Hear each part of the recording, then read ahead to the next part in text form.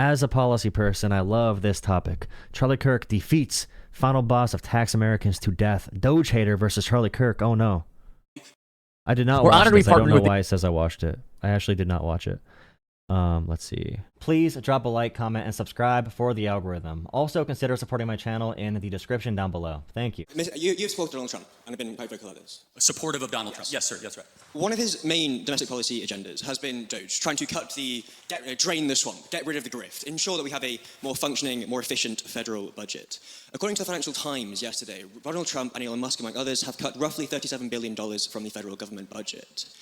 This is a contested figure, of course. Some of these have already been paid out, etc. It's likely to be lower, but they've assumed about $37 billion. On the top of this, he has engaged in and tried to push tax cuts for the ultra-wealthy that would amount to several $100 billion in terms of tax breaks for the wealthy. Along with this, he has cut money-making institutions, such as the Department of Natural Reserves and all this kind of thing, that bring in about $40 billion, it costs about $5 billion, and the IRS, which brings in a huge amount of money relative to the amount of money. And cutting science research by like I think 60%. Science research is extremely down in America. Huge moneymaker for America. A reason America is a world leader. Really good points by this kid. One thing I want to say really quick. If Charlie Kirk says something about like growth and tax cuts helping grow the economy, it's going to pay for itself, kill me, okay? Because that's been disproven so many times. Trickle down. It's going to trickle down, guys. Another one. If Charlie Kirk brings up some trans mice surgery in Zimbabwe as his reason for the Doge cuts being good, I'm also going to not be happy. It spends. With all of this in mind, is it not fair to say Donald Trump has engaged in a smash and grab for the ultra-rich, for the billionaires that stock his cabinet, for all these people against the modern Americans that you claim to represent? Okay, how much do you know about his suggested tax plan? Pardon? His suggested tax plan? Some. I wouldn't say I am the world's He has suggested expert. to raise taxes on the wealthy 37% to 40%. What about federal income tax? Capital gains. He's the first. Wait a second. What did Charlie Kirk just say? To 40%. Wait a second. Some. I wouldn't say I am the world's He has suggested to raise taxes on the wealthy 37% to 40%. What? What is Charlie Kirk smoking, bro? What is Charlie Kirk doing? All right, what kind of knee pads and high heels is Charlie Kirk trying to click together right now, bro? What's going on? Here's the tax cuts that Trump loves in his big, beautiful bill, by the way. You know, $1.1 billion. All right. And this is, no, actually, that's way more than that. But tax cuts for people making over $500,000. And then versus Medicaid cuts and SNAP cuts. All right. So we have like $100 billion, all right, in cuts to like Medicaid. And we're giving all that money to the ultra wealthy. All right. So objectively, Trump is cutting programs that go to working class people and giving that money to the wealthy to pay for wealthy tax cuts. I don't have the exact numbers. I'm too stupid to read graphs in 2 seconds. So. What about federal income tax? Capital gains. He's the first. Capital gains will stay where it is, but he's the first Republican president that we haven't since George H.W. Bush that's recommending. That's $1 trillion in tax cuts. Sorry, I'm sorry, chat. I'm sorry. The point still stands. I'm too stupid. I'm sorry. I don't know anything about policy. I changed my mind. I'm actually a dumb liberal, as you know. But he's the first Republican president that we haven't since George H.W. Bush that's recommending to raise taxes on the ultra-wealthy. Number two, a lot of those cuts, I wish would be even more than $37 billion, have not yet been full realized. Yes, dude. In America, again, I don't know George Bush also raised taxes on the wealthy. The shit they say. $37 billion have not yet been full realized. In America, again, I don't know how applicable this will be, but the people watching online, he's advocating for no tax on tips. So when you get tipped, we have a big tipping culture in America. He's advocating for no tax. I can understand where you're coming from here, Charlie. Can you see where it's popular? I actually think all working people should get tax cuts, not just those who get tips, because tips are going to be manipulated by employers to save them money. So why not just give a tax cut to all working people, guys? Popular on the face. Why just tips? Donald Trump and Republicans of his because it's for politics. Oh, really quick. The no taxes on tips expires in the next election, 2029, for the next election for political reasons. The tax cuts for the ultra wealthy, those expire in 10 years. All right, those are pretty much permanent. All right, so the no taxes on tips is a stupid policy that's barely going to help anyone. And it's going to be very, very refined to make sure it's useless to people. And yeah, it expires for political reasons for the next election. So it's literally just a political football to sound good for politics. That the federal budget is something we should be very considerate about, and the debt, and the cost of maintenance on that debt.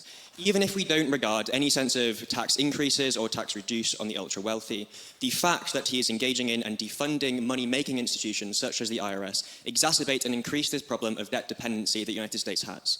It is now the largest single problem in the federal budget. Why would you support a man that is exacerbating this issue he claims to care about so much? Right, I was answering the question. I mean, first of all, his suggested budget cuts $1.5 trillion. I wish it should be even more. Just so that is not true. No, it is. It's okay. You could look it up. $1.5 trillion would be the equivalent of cutting the entire American military budget and a half. Where is he getting this? Is number essentially pulled out? Again, it's $1.5 some would say where the sun doesn't shine. Again, the way that we do budgeting in America in a reconciliation process is over multiple budget cycles. So we're doing 3 budgets this year. I don't know how interested people will be in this. Okay. But it's wonky. But again, it literally has one.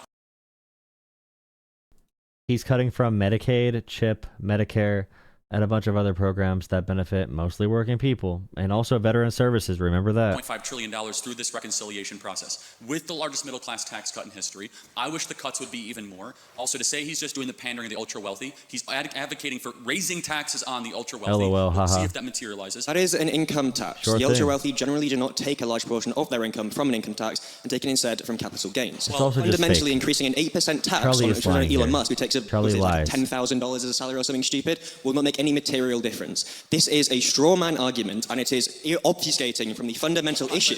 This is a government for and run by oligarchs. It's funny you say that. You do know the richest people in America vote Democrat almost 85%. That is fundamentally not true. The richest, Can I finish? the most educated. Okay. Again, 9 out of 10 of the wealthiest counties in America vote Democrat. If you earn more than $300,000 US a year, you vote Democrat at a 75% clip. I mean, it is so overwhelmingly the Democrat Party is the party of the rich. Secondly, though, he's going out of his way to cut taxes for working people. No tax on. That's not the rich we're talking about. We're talking about the ultra wealthy. Okay, it's about split among them. But still, if you talk about these higher income areas, it's because of their education, and religion. So the amount of religiosity and your amount of education dictates who you vote for. And if you live in an all-white community or a diverse community, those are the biggest predictors for who you vote for. When it comes to other income reasons, income's not really that predictive of votes. Income is not predictive. Again, in stats, income is not that predictive of votes. Cultural issues, social issues, and other factors matter much more when determining if someone's going to vote for you. So the whole argument about Trump is just stupid. And even when you look at the top funders of candidates, the top funders have went for Trump by a large amount. Okay, there's a reason Elon Musk got was able to be co-president. And while Trump is doing the crypto scam, see, this is why it's so hard. Like, Trump does so much corrupt things. It'll ruin every video if I go over all of it. It's so hard. Tips, no tax on overtimes, the extension of the middle class tax relief. Again, I don't know how interesting this is for a UK audience, but more broadly, President Trump is doing the impossible, something I hope your government does. He is trying to cut taxes for middle class people while also trying to balance the budget. I wish he would cut taxes even more. It's an ambitious project, and I support him completely in that endeavor. And one more, I'm sorry. Trump's budget adds more to the deficit than any singular budget bill in American history, bro. It's just like, it's easy to debate like Charlie does when you lie about literally every single damn point. The extent to which he's attempting to balance the budget is not necessarily true, given that the budget is currently at a higher deficit this current year, as it was at any point under Biden or any other president in history. I would also point to the fact that suggesting that Democrats overwhelmingly vote, wealthy people overwhelmingly vote Democrats is true to a point. After a certain income, they overwhelmingly vote Republican because the tax breaks, kind of business interests and all this that Republicans offer them. True. Facts. Given he is attempting, in your own words, to balance the budget, again, coming back to the root issue, why is he defunding the IRS, which brings in money? Why is he defunding national parks, which makes money? Why is he engaging in all of this if he is trying to balance the budget? First of all, some of them... Can I just finish my statement? Is it perhaps because when you defund the IRS, the wealthiest people, the people that fund his super PACs, people that buy his Trump coin, people that are in fact in his cabinet, generally pay a lower de facto rate of tax because the IRS can no longer fund to actually investigate and audit them? Okay, so by defunding, again, the IRS is our tax collection agency. If you guys don't know, it's the Internal Revenue Service. I don't know what it's called here in the UK. HMRC. Yeah, sure. So the favorite. The equivalent is number two. You're not totally wrong about one portion of this, which is that more agents do equal more revenue. You have to have a tension, though, of do you want to grow the IRS by 87,000 extra agents, which Joe Biden did. He's trying to peel that back. Do you believe in or do you know the Laffer curve? Are you familiar with it? I can't say it's a I'm belief silly that when you history lower student. taxes, you can actually increase revenues. We have data about this. We don't need to believe in the theory made 50 years ago. We can literally just look at the data. Okay, the data turns out that the huge tax cuts are not needed at this level. It will produce, similar growth or less growth and much less revenue. It's going to make the debt much worse. Reagan tripled our debt. George Bush did a number on our debt. Okay? Donald Trump, part 1, did a number on our debt. The Laffer curve, at the extent in the area where Republicans, where conservatives use it, is fake and broken and laughable. Because compliance goes up and economic growth goes up. We saw this in the United States during Ronald Reagan, during a massive tax cut. Again, it's called the Laffer curve. And so that's actually debated. Just because you cut taxes, you're going to run a deficit. But you're not totally incorrect. You are correct. And I will admit this point.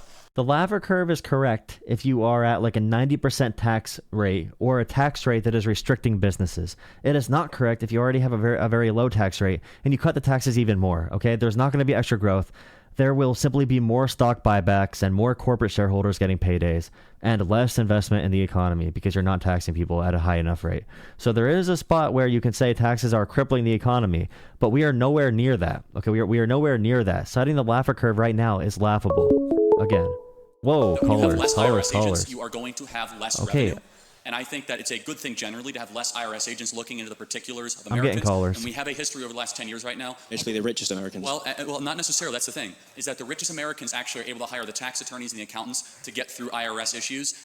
Okay, wait. I'm getting callers. I'll take some phone calls. Please drop a like, comment, and subscribe. But the point for IRS agents, the reason you need more agents to go after the ultra wealthy is because they can hire more people. They do hire more attorneys. They can find more loopholes. They can hide their money in different places. We need more agents to go after high-profile cases. The IRS agents Trump cut were the people hired to go after specifically higher-profile cases. These individuals do not care about my Uncle Bob's $40,000 salary or $50,000 or $100,000. These agents that Trump fired were going after the ultra-wealthy among us that don't pay their fair share, even under the current tax code. It's making sure the current laws are enforced effectively according to what the tax code is supposed to be. All right, hiring more IRS agents when it comes to like every dollar we spend on them brings back $400 in revenue. If you care about our national debt, if you care about our national debt, okay, and you want to cut IRS agents, you are so smart. Okay, you are very stupid, but I'm gonna call you smart so you get encouraged to look up more information because God, it's crazy. You cannot say you care about deficits and then say you want to cut the agents that collect revenue for the governments, or you care about deficits, but you're going to cut more money-making areas of the government like medical research and scientific research and STEM and all these other different things and even Medicaid. Even Medicaid is a huge benefit to the economy.